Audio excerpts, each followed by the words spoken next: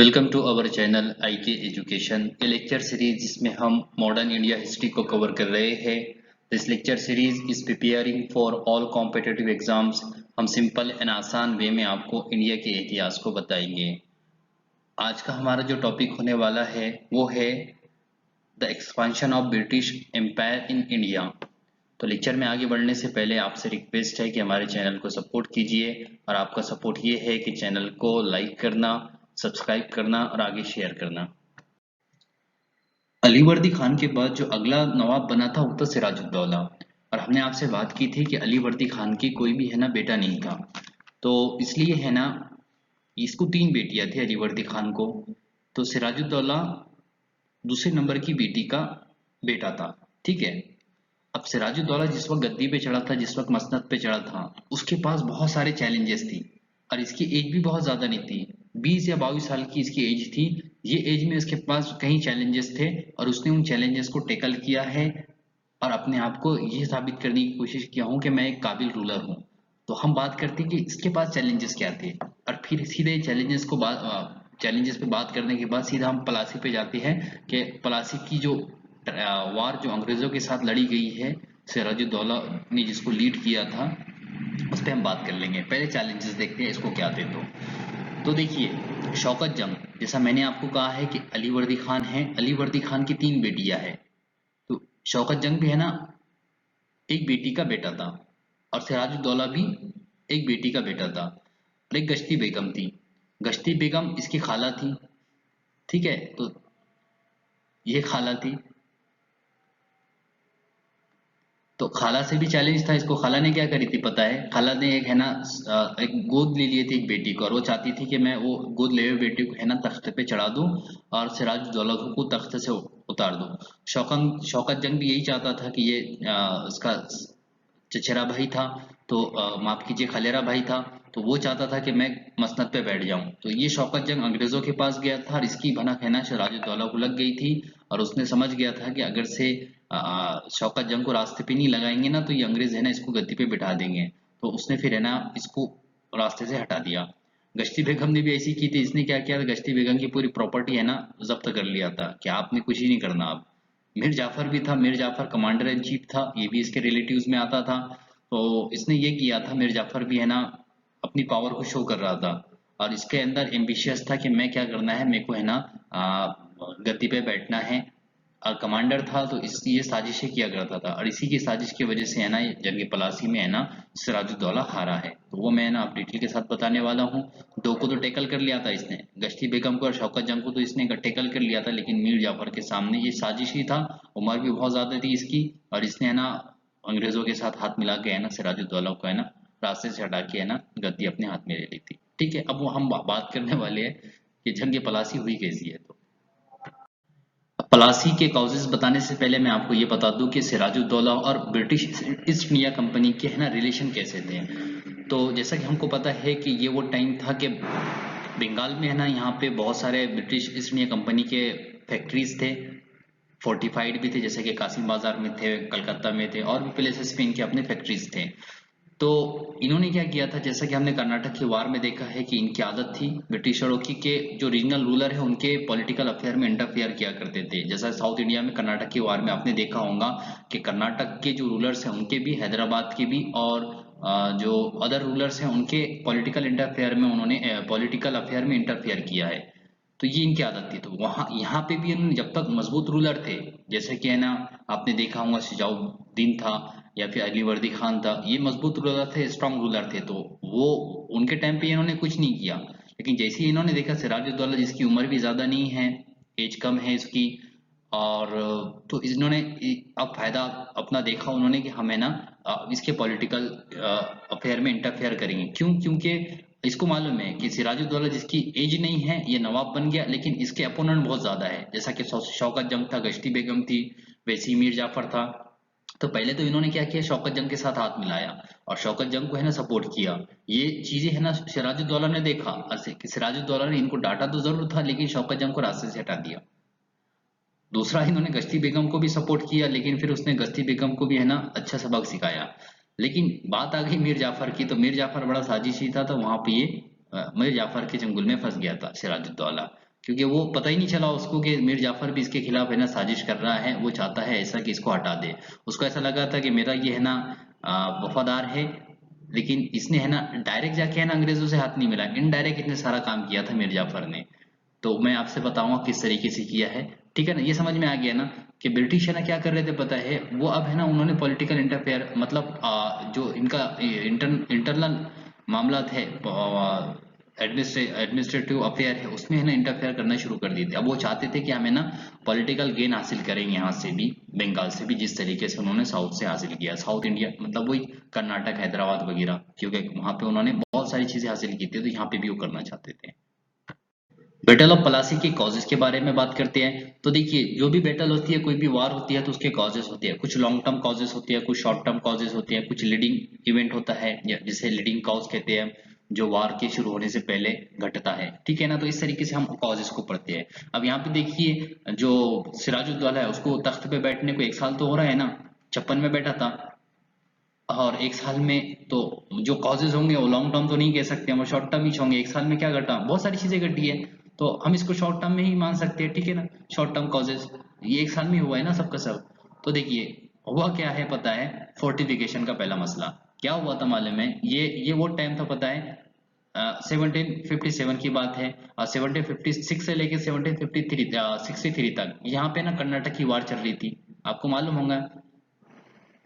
यहाँ पे है ना अंग्रेजों के और फ्रेंच के दरमियान कर्नाटक की वार चल रही थी। तो ये लोग क्या कर रहे थे, यहाँ पे भी है ना जहां जहां इनके फोर्ट थे वहां पे फोर्टिफिकेशंस कर रहे थे, जहां जहां इनके फैक्ट्रीज थे वहां पे फोर्टिफिकेशन कर रहे थे। तो सिराजुद्दौला ने रोक दिया था कि आप नहीं कर सकते, हमारी परमिशन नहीं है, आप ये नहीं करना है आपने। तो हुआ ये था कि फ्रेंच तो रुक गए थे, अंग्रेज नहीं मान रहे थे। वो कहता हमको माना करना है तो करना है, क्योंकि हमारी है ना सिक्योरिटी का मसला है, हमारे अपने वजूद का मसला है, हम आपके खिलाफ नहीं कर रहे बल्कि हम फ्रेंच के खिलाफ कर रहे हैं। इस तरीके से बात की उन लोगों ने। उसने कहा कि देखो, आज तुम है ना इनके खिलाफ कर रहे, कल यही फोर्ट हमारे खिलाफ इस्तेमाल करेंगे, इसलिए मैं इजाजत नहीं देता, आपने नहीं करना है। आप है क्या कमर्शियल, आप क्या एक कंपनी है, आपका काम कमर्शियल एक्टिविटी पे ध्यान देना है, आप ये फालतू काम क्या कर रहे हैं, आपको प्रोटेक्शन की जरूरत है, हम प्रोवाइड करेंगे आपको।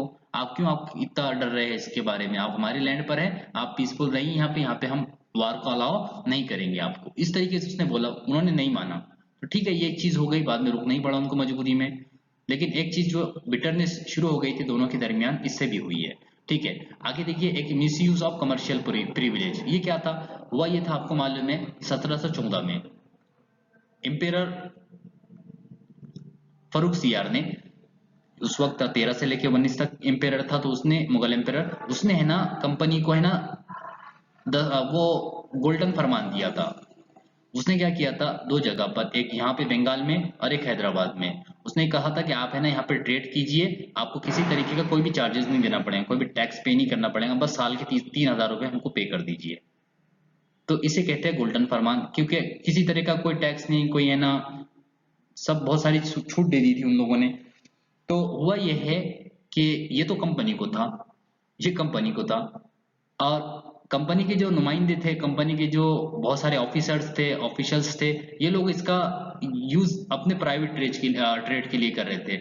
ये क्या करते थे पता है, ये दस्ते को इस्तेमाल करते थे कंपनी के नाम पर, अपने ट्रेड करते थे। तो इससे नुकसान है ना कंपनी को भी होता था, कंपनी कहीं मरतबा है ना, वो इनकी शिकायत रही है कि ये लोग क्या कर रहे हैं, इन लोगों के फायदे के लिए कंपनी को लॉस लॉस हो रहा है, कंपनी का मसला था इसमें। लेकिन कंपनी क्या करेंगी, कंपनी के डायरेक्टर तो वहां लंदन में बैठे हुए हैं, तो वो तो डायरेक्शन देते थे वहां से बैठे बैठे। लेकिन है ना, जो ये मिसयूज हो रहा था ना, तो ये कंपनी के बड़े बड़े ऑफिशियल्स करते थे, बड़े बड़े ऑफिशियल्स करते थे, इवन गवर्नर तक भी है ना खुफिया तौर पे ये सब चीजें करते थे ये लोग। क्योंकि ये लोग, उनको मालूम था अगर से हम यहाँ पर आए हैं, तो जितना ज्यादा हो सके उतना कमाई कर लो। क्योंकि लंदन से यहाँ पे लोग आते थे ना ऑफिशियल्स, वो नौकरी के लिए नहीं आते थे, नौकरी तो उनको वहां पे मिल रही है, वो आते थे ना इसलिए ताकि यहाँ से ज्यादा पैसा कमा के जाएंगे। कुछ एक तो है ना एज अ कंपनी का एक सर्वेंट भी बनना है, उससे पैसे आ जाएंगे, और फिर अपनी प्राइवेट ट्रेड करना है, तो प्राइवेट ट्रेड पे ज्यादा फोकस करते थे। और वो फिर क्या करते थे मालूम है, दस्तक का इस्तेमाल करते थे कि भाई हम कंपनी की ट्रेड कर रहे हैं, ये बोलते थे। इससे क्या होता था, जो बंगाल है उसकी है ना जो इनकम है ना, उसमें है ना बहुत ज्यादा कमी हो जाती थी। अच्छा, ये मसला था ना, ये लीगल था। यहाँ पे सब हिस्टोरियन मानते हैं कि इस मामले में है ना, जो बंगाल का नवाब है सिराजुद्दौला, वो बरहक था, सही था। और ये बाद में जाके हम जब ये पढ़ेंगे ना किस तरीके से है ना, बाद में जब दीवानी जो राइट है ना इनके हाथ में आए ना, कंपनी के हाथ में 1756 के बाद, तो उन्होंने भी है ना इसको है ना खत्म करने के लिए फिर खुद से कदम उठाए थे, क्योंकि उससे लॉस कंपनी की रेवेन्यू में हो रहा था ना, तो उन्होंने फिर खुद खत्म की है। अभी जब रेवेन्यू इन लोगों के हाथ में था ना, बंगाल के नवाब के पास, तो ये खुद है ना अपनी मनमानी कर रहे थे, वो है ना कंपनी के नाम पे यूज कर रहे थे इसका। लेकिन बाद में फिर है ना मानते भी नहीं थे, यहाँ ये लोग मानते भी नहीं थे, ये बोलते थे कि भाई हम उसी के नाम पे कर रहे हैं, हमारा कुछ नहीं है, हम ये कंपनी का कर रहे हैं, लेकिन करते थे खुद की। इसमें लॉस हो रहा था और वो उसको रोकना चाहता था, लेकिन कंपनी क्या करेंगे, कंपनी के बड़े बड़े सर्वर इसमें मुलविस थे, तो ये चल रहा था बस। खैर, इससे इसने शिकायत किया था, बहुत बड़ी शिकायत थी इसकी, लेकिन ये हो रहा था। अगली बात, इंग्लिश की सिंपैथी थी शौकत जंग से, ये तो मैंने आपको बताया है ना। तो ये भी एक इनके आपस में जो बिटरनेस का जरिया बन गया कि शौकत जंग को वो सपोर्ट कर रहे थे, और शौकत जंग सिराजुद्दौला का अपोनेंट था, लेकिन बाद में इसने शौकत जंग को रास्ते से हटा दिया था अपने, ठीक है। वीक पोजीशन ऑफ दी नवाब, ऐसा माना जाता है कि वीक पोजीशन, क्योंकि इसकी एज नहीं थी, 20 साल का ही था, ऐसा मानो 20 साल का, 20-22 का ही होगा। तो तो कंपनी क्या कर रही थी, ये समझती थी कि ये वीक है, तो वो उसको फायदा उठाना चाहते थे उसकी वीक पोजीशन का। और दूसरी चीज है ना, कुछ हिस्टोरियन ऐसा भी करते हैं कि सेल्फ इंडल्जेंट था, मतलब ऐसा कि खुद मनमानी किया करता था, ऐसा तो नहीं था, कुछ मामलों में है ना सुनता नहीं था किसी की, लेकिन मनमानी नहीं किया करता था। लेकिन सुनता नहीं था खुद से, मतलब क्यूरियोसिटी होती है ना, कभी कभी छोटा छोटा कम एज का बंदा अगर से बन जाए, तो वो कुछ चाहता है कि मैं कुछ कर लूं, तो बहुत सारों की सुनता नहीं है, तो ऐसे ही था ये, और इसका ये फायदा उठाते थे, ठीक है। वीक, वो मानते थे ऐसा कि ये वीक है, तो वो ब्रिटिश ईस्ट इंडिया कंपनी ये चाह रही थी कि हमने इसको हरा के है ना बंगाल को खुद हड़प लेना है, तो वहां से उनके एम्बिशियस शुरू हो गए थे। कृष्णदास का अफेयर, तो ये बड़ा इंटरेस्टिंग का इवेंट हुआ था। कृष्णदास जो था ना, एक मर्चेंट था यहाँ का, बंगाल का, इसने क्या किया था पता है, इसने है ना करप्शन कर लिया था बहुत बड़ा, और करप्शन किया था ना, तो एक नकली अकाउंट बनाया था, उसमें अपना पैसे जमा कर दिया था, बाद में पता चला कि इसने करप्शन किया है, तो इंक्वायरी हुई, इंक्वायरी के बाद इसको है ना एक्यूज माना गया, मुजरिम माना गया, एक्यूज माना गया। तो हुआ ये है कि ये भाग गया था फिर कंपनी के पास, कंपनी ने इसको प्रोटेक्शन दे दी। अब जब सिराजुद्दौला ने अपने ऑफिसर्स को भेजा कि भाई इसको हमको टेक ओवर कर दो, हमको हमारे हवाले कर दो, तो कंपनी ने कहा कि देखो हमने प्रोटेक्शन दी है, तो हम इसको ऐसा हवाले नहीं करेंगे, हमारे पास है, हमारा मेहमान है। हाँ, हमारे मेहमान को हम किसी के हवाले नहीं करते। बोल, ऐसा कैसा नहीं करते, हमारे लैंड में रह रहे हो तुम, और इसको हवाले करना पड़ेगा। तो उसने कहा कि देखो हम हवाले करते हैं, हम लड़ाई झगड़ा ही नहीं चाहते आपसे, आप क्या कीजिए, हमको है ना ये जो फोर्टिफिकेशन है ना ये करने दीजिए, ये करने। अब देखो, उन्होंने कृष्णदास गया था बेचारा कि हमको मेरे को प्रोटेक्शन देंगे, लेकिन इसको भी इन्होंने इस्तेमाल कर दिया अपने मतलब के लिए, उस बाद में हवाले करना पड़ा। लेकिन ये इजाजत मांग रहे थे कि हमको फोर्टिफिकेशन करने दीजिए। तो ये भी एक ऐसा चीज थी कि उसने, सिराजुद्दौला ने देखा कि कंपनी है और मेरे से है ना ये बिजनेस की बात कर रही है, मैं क्यों, मेरी चीज है, पहले तो उसको प्रोटेक्शन दे रहे हैं, मेरे खिलाफ जो बंदा है उसको प्रोटेक्शन दे रहे हैं, अब बाद में जब मांगने जा रहा हूं मैं उसको कि भाई मेरा, हमारे कंट्री का मुजरिम है, हमारे मतलब हमारा पॉलिटिकल मुजरिम है, इसको हवाले कर दो, तो हमारे से है ना समझौता कर रहे हैं कि हमको फोर्टिफिकेशन करने की इजाजत दीजिए। तो ये सारी चीजें हुई है ना, ये कॉजेज में आता है पलासी के, ठीक है। लीडिंग इवेंट इसका ये है कि आप देखेंगे कि सिराज ने क्या किया है, कासिम बाजार पे हमला कर दिया था। कासिम बाजार जो इनकी फैक्ट्री थी, वो 56 में जून 1756 में उस पर हमला किया, और बाद में उसको कैप्चर करने के बाद उसने फिर अटैक कर दिया था कलकत्ता पर, तो ये भी उसने जीत लिया था। तो हम देखेंगे ये इंसिडेंट हुए हैं। अच्छा, इसमें क्या हुआ है पता है, एक है ना, एक इंसिडेंट ये हुआ है कि ब्लैक होल ट्रेजेडी, ये नाम दिया गया इसे, ये क्यों दिया गया है, और इसके ऊपर है ना अंग्रेजों के व्यू क्या थे और इंडियन हिस्टोरियन के व्यू क्या है, एक्चुअल में ये हुआ है कि नहीं हुआ है, ये अहम सवाल है। तो वो मैं आपको बताऊंगा। पहले ये समझिए कि ब्लैक होल ट्रेजेडी क्या है। जब इसने कलकत्ता पे हमला किया है, तो वहां के सिविलियन को इसने क्या किया है, या मिलिट्री मैन भी हो सकते हैं, उसको उसने एक छोटे से रूम में, जिसकी जो लेंथ थी और जो उसकी ब्रेथ थी, वो थी 22 बाई 14, उतने रूम में उसने है ना उनको कैद कर दिया था। अब ऐसा कहा जाता है कि पानी नहीं दिया, खाना नहीं मिला, और ड्यू टू सफोकेशन, इसकी वजह से ये लोगों की मृत्यु हो गई, सबके सब मर गए थे। अब ये अफवाह चली थी, ये खबरें चली थी, जितने भी है ना अंग्रेज थे यूरोप तक पहुंच गई थी। तो उनके अंदर एक जोश पैदा हुआ, जज्बा पैदा हुआ कि जो मीर कासिम सिराजुद्दौला है बहुत जालिम है, उसने हमारे जो है ना लोगों के साथ इस तरीके से किया है। तो एक है ना पॉजिटिव फीलिंग है ना जो लोगों की थी, सिंपैथी थी, वो अंग्रेजों के मिलिट्री मैन के साथ आई थी, वो अंग्रेजों के है ना ऐसा जो गवर्नर था उसके साथ आई थी, जो कमांडर था उनके साथ आई थी। उन्होंने कहा था कि जाके अब लड़ना है। तो ये फीलिंग पैदा हुई थी उन लोगों के अंदर, ये जो इंसिडेंट जब फैला है ना यूरोप में, तो उसकी वजह से। अब इस पे है ना जो जितने भी हिस्टोरियंस है वो इस पे है ना बहस करते हैं, और वो कहते हैं कि एक्चुअल में हुआ था कि नहीं हुआ था। अहम तो वही चीज है ना कि मीर कासिम ने ऐसा माफ कीजिए सिराजुद्दौला ने ऐसा किया था कि नहीं किया था। तो इसको जो बयान करते हैं ना ये सारे के सारे जो यूरोपियन हिस्टोरियन है वो बयान करते हैं। इसको सबसे पहले जो गढ़ा था ना वो गढ़ा था हॉलवेल ने। हॉलवेल जो है ना कंपनी का एक जो काउंसिलर था वो था, मतलब एक बड़ा ही आदमी था, उसने इसको गढ़ा था। वो कहता है कि इस तरीके से इंसिडेंट हुआ है, और जितने भी यूरोपियन हिस्टोरियन है वो सबके सब इसको मेंशन करते हैं, ठीक है ना। लेकिन जो इंडियन हिस्टोरियन है वो इसको है ना क्रिटिसाइज करते हैं, वो तो ये मानते हैं कि ऐसा कुछ हुआ ही नहीं है, एक्चुअल में तो ये हुआ ही नहीं है। क्यों? क्योंकि हमारे पास जो उस वक्त के जो कॉन्टेम्पररी सोर्स है उसमें ऐसा कोई हमको है ना इंसिडेंट नहीं मिलता। आप देखेंगे बंगाल की हिस्ट्री लिखी गई है, रियाजुस सलातीन है, शेरुल मुताखिरीन है, ये और भी बहुत सारे जो कॉन्टेम्पररी बुक्स है, उसमें ऐसा कोई इंसिडेंट मेंशन ही नहीं है। अगर से होता तो इस तरीके का मेंशन करता होता। और जब हम सिराजुद्दौला की भी है ना पर्सनैलिटी को पढ़ते हैं तो उसमें भी हम ऐसा उसके बारे में नहीं पढ़ते कि वो इतना जालिम था कि ऐसा कुछ करा होगा। अच्छा ठीक है, ये दो तो ऐसी दलीलें हैं जो सॉलिड है। इसके अलावा एक और सॉलिड दलील देते हैं, वो ये कि भाई आप भी अगर से देखे 22/14, 22/14 उसमें 146 लोगों को आप कैसे कैद कर सकते हैं? कैसे पॉसिबल है कि इतने छोटे से रूम में 146 लोग आ जाएंगे? तो इस ये जो बेसिस पर है ना इसको है ना इसको है ना रद्द करते हैं इंडियन हिस्टोरियन। वो कहते हैं कि ऐसा कुछ हुआ नहीं है, इन्होंने इसको गढ़ा है, ठीक है। तो ये समझ में आ गया आपको ब्लैक होल ट्रेजेडी। आप आगे देखिए, आगे ये हुआ है कि इसके रिस्पांस में जब इसने ये किया है तो इसके रिस्पांस में है ना आपको मालूम है कि साउथ में है ना कर्नाटक वार चल रही थी। तो कलाइयू और वाटसन ये दोनों है ना अपनी मिलिट्री को लेके आए थे साउथ से। जब आप देखेंगे ये इस तरीके से, तो इसने है ना पहले कासिम बाजार को और फिर कलकत्ता को। आप देखेंगे फिर वाटसन आया था बाय नेवी से, और ये आया था वो कलाइव आया था बाय लैंड।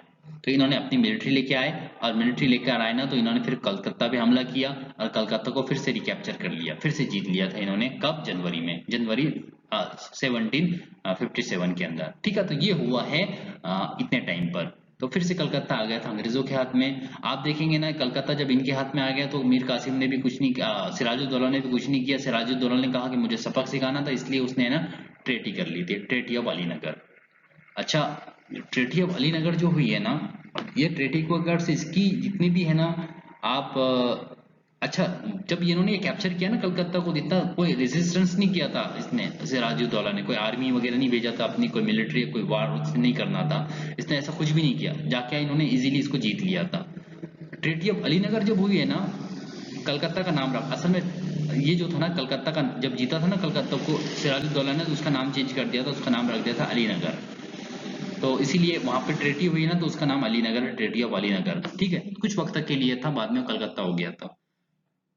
तो मैं ये आपसे कह रहा था कि जो ट्रेटी हुई है ना, ट्रेटी ऑफ अलीनगर, ये देखा जाए ना against the will of Sirajuddaulah थी। ये पूरे जितना वो चाहता था उससे पूरे खिलाफ, मतलब ऐसा समझिए कि बहुत दबी हुई ट्रेटी किया इसने, बहुत ऐसा लगा कि ये बहुत बड़ी वार हारा है और पूरी दब के ट्रेटी किया है। मैं तो अभी तक समझ में नहीं आता ऐसा क्यों किया इसने। मैं बहुत सोचता हूँ इस बारे में कि ऐसा क्यों किया होगा इसने, कि इतने दबकर ट्रेटी किया होगा, क्या वजूहत थी इसके पीछे। हिस्टोरियन देते हैं वजूहत उसकी, इसने उसका रीजन देते हैं, लेकिन मैं उसको है ना ऐसा मानता नहीं हूँ कि ऐसा कुछ हुआ होगा, ऐसा कुछ उसका रीजन होगा। असल में क्या था वो देखिए।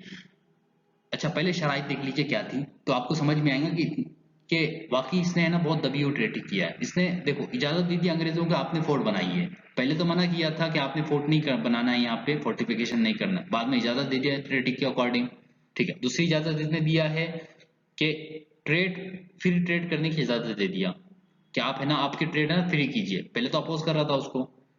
और तीसरी इसने दिया था कि जो वार का कॉम्पनसेशन था, जितना मतलब जो भी नुकसान हुआ है अंग्रेजों का, उसने भी पे कर दिया उसको। तो देखा जाए ना, तीनों के तीनों है ना जो शराइत थे, जो टर्म थे, वो सिराज के अगेंस्ट थे, बंगाल के अगेंस्ट थे, लेकिन तो भी मान लिया। भाई ऐसा क्यों किया तूने? तो सवाल तो पैदा होता है ना। तो इसका हिस्टोरियन ये जवाब देते हैं, भाई ये वो टाइम था कि अब्दाली जो है ना हमले कर रहा था दिल्ली पर, और यही वो टाइम था अब्दाली है ना दिल्ली इधर आ रहा था, ईस्ट की तरफ आ रहा था। तो इसको डेंजर था इससे, अब्दाली से इसको डेंजर था, कहीं अगर से दिल्ली जीत लिया तो बाद में मेरा नंबर नहीं है बंगाल का। तो ये रीजन देते हैं कि ये रीजन की वजह से इसको डर था कि अगर से मैं अंग्रेजों से लड़ूंगा तो इतने टाइम पे ये होऊंगा कि अब्दाली इधर आके मेरा बंगाल ले लेगा। भाई इसका रीजन मैं इसलिए सब नहीं मानता, वजह इसकी यह है कि अब्दाली जो आया है ना, उसने पानीपत 1761 में जीती है, 1761 में। अगर से 1761 के बाद होता तो समझ में आता कि हाँ ऐसा हुआ होगा। अभी तक तो पंजाब के रीजन में ही था और बीच में दिल्ली था, और यहाँ की जो पॉलिटिकल कंडीशन ऐसी थी कि ये बहुत सोच सकता था इस बारे में, क्योंकि बीच में अवध भी है। हाँ, अवध अगर से तो भी अगर से इसके साथ जा रहा, अब्दाली के साथ जा रहा, और वो ये कहता कि भाई मैं तुम्हारा सपोर्ट करूंगा, बाद में मेरा सपोर्ट करना बंगाल को हराने में, अपने सिराजुद्दौला की बंगाल को जीतने में, तो भी समझ में आता। लेकिन बीच में मराठा थे, और हमें नहीं पता था कि मराठा जब ऊपर जाएंगे तो ये पानीपत में हारेंगे। तो पहले तो इसको लड़ना था मराठाओं से। तो इसने ये सोचा होगा ना क्या कि भाई मराठा है, मराठा जाएंगे ऊपर लड़ेंगे, कि पानीपत होगा, पानीपत में ये हार जाएंगे। इतना 4 साल बाद में जो होने वाली चीज है, कि वो पहले से उसने ये सोच लिया था क्या? तो इसलिए मैं सोचता हूँ कि ऐसा इस चीज नहीं होंगी, कि वो ये इस वजह से डर गया होगा कि अ, अब्दाली आएगा, और अब्दाली है ना ये जो अवध का नवाब है उसका साथ देके मेरा लैंड को है ना हमला कर देगा। तो ये बहुत बात की चीज है। तो इतनी बात की चीज शायद वो इतना मतलब मेरे को नहीं लगता ऐसा कुछ सोचा होगा उसने, लेकिन इसका कुछ और रीजन होगा जो शायद इस पे रिसर्च करना चाहिए। ठीक है, तो मैं सोचता हूँ कि इस पे रिसर्च करना चाहिए, शायद इसके पीछे कोई और रीजन होगा जिसकी वजह से उसने है ना बहुत दबके ट्रेडिंग की है। अब अलीनगर की जो ट्रेटी हुई है ना, उसमें एक और भी कंडीशन थी, वो ये थी कि फ्रेंच भी माफ कीजिए ब्रिटिश भी, और साथ में है ना सिराजुद्दौला भी, दोनों भी म्यूचुअल फ्रेंड्स रहेंगे, और दोनों भी है ना एक दूसरे के जो अपोनेंट्स है उनका साथ नहीं देंगे। तो ये भी तय हुआ था। अब इसी इसमें क्या हुआ पता है आपको? मालूम है कर्नाटक की वार चल रही थी फ्रेंच के और ब्रिटिश के दरमियान। तो इन्होंने क्या किया था, यहाँ पे चंद्रनगर है ना, यहाँ पे है ना इनकी फैक्ट्री थी फ्रेंच की, तो इन्होंने हमला कर दिया, ब्रिटिश ने इस पे हमला कर दिया और जीत भी लिया। सिराजुद्दौला ने सिर्फ देखते रहा, इन्हों किसी तरीके का कोई इंटरफेयर नहीं किया उसने, सिर्फ देखते रहा, इन्होंने जीत भी लिया। ठीक है, ये सब हुआ है ना। तो अभी देखिए ये इंसिडेंट हुआ है ना, ये बताऊंगा इसका बाद में क्या होता है। तो इंसिडेंट के बाद तो एक हुआ है कॉन्स्पिरेसी अगेंस्ट द नवाब, यानी सिराजुद्दौला के अगेंस्ट में। तो सिराजुद्दौला एक तरफ है और उसके अपोनेंट में देखिए कौन कौन है। तो इधर देखिए रॉबर्ट क्लाइव है जो ब्रिटिश गवर्नर है, जाफर है, मीर जाफर, आप देखेंगे मीर जाफर है, अमी चंद है, दुर्लभ राय है, जगत सेठ है, ये सारे के सारे एक तरफ है, और सिराजुद्दौला एक तरफ है। अब ये जो ट्रेटी हुई है ना, ये मतलब जो कॉन्स्पिरेसी हुई है ना, तो जाफर को बनने का था नवाब, ये कमांडर इन चीफ था सिराजुद्दौला का, उसको बनने का था नवाब, सिराजुद्दौला को रास्ते से हटाने का था। तो उसने है ना अपने बंदे को भेजा अमी चंद को, कि आपने जाके मेरे बिहाफ में जाके है ना कलाइयों से सपोर्ट मांगना है, तो उसके बदले में क्या दूंगा मैं। तो प्रॉमिस क्या हुआ था मालूम है ट्रेटी के अकॉर्डिंग, कि 1 करोड़ रुपए जो है ना वो पे करेगा किसको, अंग्रेज को। 50 लाख रुपए अगर से जब वार होंगी सिराजुद्दौला के अगेंस्ट में, तो यूरोपियन जो है ना लड़ेंगे, और मैं उनका सपोर्ट करूंगा, मैं पीछे हट जाऊंगा, और जो इसमें जो लॉस होगा लोगों का, जैसे कि यूरोपियन ट्रेडर्स है उनका लॉस होगा, तो मैं उनको 50 लाख रुपए दूंगा। जो कलकत्ता के ट्रेडर्स है, हिंदू ट्रेडर्स, उनका लॉस होगा, तो उनको मैं है ना 20 लाख रुपए दूंगा। और उसमें मेजर कौन थे? यही लोग थे, दुर्लभ चावल, जगत सेठ, अमीचंद, ये भी ट्रेडर्स थे। तो इन्होंने खुद का अपना फायदा रख के है ना ये ट्रीटी में ये टर्म डाली थी। ठीक है, फिर इसके अलावा पूरा जो जंग होंगी ना, तो पूरा जो खर्चा होगा तो मैं उठाऊंगा। ठीक है ना, और भी बहुत सारी चीजें थे, आप नीचे देख सकते हैं। तो ये सारी चीजें साइन हुई है सिराजुद्दौला के पीठ पीछे। करने वाला कौन है सारा बंदा? वो है मीर जाफर। ये सारा पे कौन कर रहा है? मीर जाफर। आपने किसके हाथ से करवा रहा है? अमीचंद के हाथ से। ठीक है ना। तो ये अमीचंद जब कलाइयों के पास गया था ना ये चीजें, ये ट्रेटी लेके, तो कलाइयों ने इसको बोला था, मतलब ये बीच का था बंदा, अमीचंद जो था ना जाफर के और कलाइयों के बीच का बंदा था, ये दोनों जाके बात कर रहा था दोनों से। तो ये भी इसने अपना फायदा रखा था, इसने कलाइयों से बोला था देखो आपकी जो शर्त है ना मैं उस पर मीर जाफर को मनवा लूंगा, लेकिन मेरा एक मसला है। बोले क्या? कि मेरे को है ना इसका हिस्सा चाहिए। तो अमीचंद ने क्या बोला था, उसका मानना ये था कि भाई तुमने क्या करना है, मेरे को है ना 30 लाख रुपए देना है, और जो तुम खजाना लूटेंगे ना, जब इसका ट्रेजरी लूटेंगे ना नवाब की, तो उसके है ना मेरे को है ना 5% देना है। तो खलाइयों ने बोला जान मांग ले मेरी, और क्या होना तेरे को। तो वो मजबूर था, लेकिन क्या करता, बीच में बंदा है ये, जाके सारा काम कर रहा है, बिचौलिया बना हुआ है। और सब सारे राज इसी को मालूम है, अगर से फोड़ दे भाड़ा जाके सबको, डरा भी रहा था ना अमीशन है ना, डरा भी रहा था अगर से आप नहीं करेंगे तो मैं जाके है ना नवाब को बोल दूंगा। इसमें जाफर भी फंसता था, इसमें है ना फिर कलाइयू भी फंस जाता था, कंपनी का मतलब वो था फिर। क्योंकि अगर से जा तो सिराजुद्दौला को सब मालूम हो जाए कि ऐसा हो रहा है मेरे पीठ पीछे, तो वो फिर है ना अपनी फौज तैयार करके अटैक कर सकता था। लेकिन ये सब है ना खामोशी से करना था। अब यहाँ पे है ना कलाइयो फंसा होता, और रविचंद जो था ना उसका थोड़ा सा ये फायदा उठा रहा था इससे। लेकिन भरोसा किस पे कर रहा था? अंग्रेजों पर। उसको ये नहीं पता था कि अंग्रेज है। कलाइयों ने क्या किया, कलाइयों को मालूम था 30 लाख रुपए इसको देना और 5% दे देना, तो हमको क्या मिलेगा, ये अकेला ही कितना बड़ा फायदा उठा लेगा, हम तो पूरी कंपनी है। तो सोचा क्या करूं क्या करूं। तो उसने सोचा मैं भी अंग्रेज का बच्चा हूँ, इसको अमीचंद को सबक सिखाता हूँ। इसने क्या किया पता है, इसने ये किया, इसने दो पेपर बनाया जिसका नाम था एक व्हाइट पेपर एक रेड पेपर। व्हाइट पेपर पे इसने है ना कुछ भी मेंशन नहीं किया ऐसा कि मैं 30 लाख रुपए दूंगा तेरे को, 5% दूंगा, ऐसा कुछ भी मेंशन नहीं किया। रेड पेपर पे सारा मेंशन कर दिया। और व्हाइट पेपर पे सिग्नेचर करवाया, इस पे भी सिग्नेचर करवा दिया, खुद की भी सिग्नेचर करवा दिया, और रेड पेपर दे दिया, व्हाइट पेपर दे रख लिया खुद के पास, रेड पेपर दे दिया उसको, अमीचंद को, कि ये रखो तुम्हारे पास, जब वार हो जाएंगी ना, सब हो जाएगा ना, तो बाद में ये पेपर लेके आना और तुम्हारा हिस्सा लेके चले जाना। ठीक है, ये किया इसने। अच्छा, इसका जो सपोर्टर था ना कलाइयो का, उसका नाम था वाटसन। वाटसन के पास जब ये लेके गया था ना प्रपोजल, ये कैसा मैं कर रहा हूँ, तो उसने सना सफा मना कर दिया था कि तुम धोखा कर रहे हो, मैं तुम्हारा साथ नहीं दूंगा इसमें। उसने कहा ठीक है, तू मत दे साथ, मैं खुद ही निपट लेता। तो कलाइयो है ना वो शातिर था, था तो अंग्रेजी ना। तो बाद में जब ये सब कुछ हुआ है ना, तो अमीचंद को कुछ भी नहीं मिला था। अमीचंद सब मतलब जब हुई है ना सबका सब, तो अमीचंद को कुछ नहीं मिला था। बाद में उसने ये बोला था कि तेरे पास लिखा हुआ, मेरे पास लिखा हुआ नहीं है। ठीक है, ये हुआ है। अब इवेंट ऑफ बैटल की बात करते हैं। अब हुआ ये है कि देखिए, कलाइयों ने क्या बोला पता है, कलाइयों ने है ना सिराजुद्दौला को ये कहा कि भाई देखो तुमने ट्रीटी का वायलेशन किया है, जब हम फ्रेंच के साथ चंद्रनगर पे हमला कर रहे थे तो तुमने उसका साथ दिया, जबकि ऐसा कुछ हुआ नहीं था। सिराजुद्दौला ने किसी तरीके का कोई साथ नहीं दिया था, किसी तरीके की कोई हेल्प नहीं किया था, बल्कि वो खामोशी से एज स्पेक्टेटर बन के देख रहा था सब कुछ। क्योंकि वो जो ट्रेटी हुई थी दोनों के दरमियान उसका पास कर रहा था, लेकिन इसने इसको इल्जाम लगाया क्यों? क्योंकि इन्हें मालूम है हमारी जो कॉन्स्पिरेसी है वो पीक पर पहुंच चुकी है, वो पक चुकी है, वो मजबूत है हमारी। इसको कलाइयों को लड़ना था, कलाइयों को पता था कि मुझे है ना इसको उतार कर है ना मीर जाफर को कुर्सी पे बिठाना है और बहुत बड़ा फायदा हासिल करना है। तो इसलिए इसने क्या किया है, सिराजुद्दौला को सीधा सीधा कहा कि मैं तुम्हारे खिलाफ अटैक करने वाला हूँ। तो उसने कहा ठीक है, लड़ने कोई आ रहा है ना, चल मैं भी तैयार हूँ। तो इसने कहा अपनी फौज तैयार किया और ये मैदान में आ गया। तो दोनों भी है ना जो प्लासी का रीजन है वहां पे आए थे, और दोनों की फौज है ना एक दूसरे के अगेंस्ट खड़े हो गई थी। अच्छा, इसको पलासी की वारी क्यों कहते हैं? इसकी वजह यह है कि आप देख रहे होंगे ना, ये जितना रीजन है ना यहाँ पे पल्लास के झाड़ बहुत ज्यादा थे, पेड़ बहुत ज्यादा थे, इसलिए उसे पल्लासी की बेटल कहते हैं। इसमें देखो ज्यादा लॉस नहीं हुआ किसी का भी, क्यों? क्योंकि कमांडर चीफ ही ने धोखा दे दिया था। सिराजुद्दौला का जो कमांडर चीफ था मीर जाफर, ये तो मेन था ना कॉन्स्पिरेसी वाला, इसको तो तख्त पे बैठना था, इसी के पास आर्मी थी।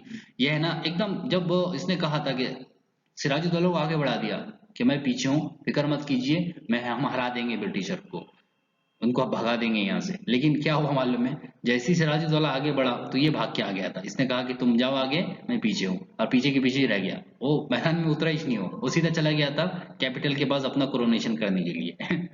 और सिराजुद्दौला फंस गया वहां पे। सिराजुद्दौला को जब पता चला कि मीर जाफर ने धोखा दिया है, तो उसके पास कोई ऑप्शन नहीं था, वो लड़ा लड़ा और लड़के मर गया। तो हम देखते हैं किस तरीके से पलासी हुई है, जो ज्यादा लॉस नहीं हुआ किसी का भी इसमें। इसमें ज्यादा से ज्यादा है ना जो 500 लोग मरे थे, डेथ हुई थी इसके सिराजुद्दौला के, और ब्रिटिशर के भी ज्यादा नहीं हुए थे। तो ज्यादा लॉस नहीं हुआ था, लेकिन इसमें है ना सिराजुद्दौला की हार हो गई थी, ब्रिटिश जीत गए थे और उसकी वजह बनी थी मीर जाफर का धोखा देना। ठीक है, अब इसके सिग्निफिकेशंस क्या थे, इसके रिजल्ट क्या निकला है, इस पे हम अगले लेक्चर में बात करने वाले हैं आपसे।